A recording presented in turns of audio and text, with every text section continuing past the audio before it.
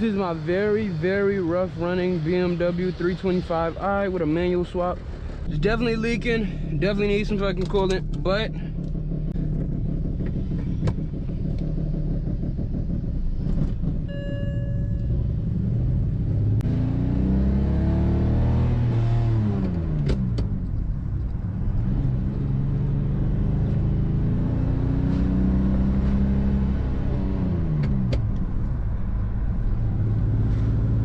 I could feel the bite point. I'm getting the hang of it now.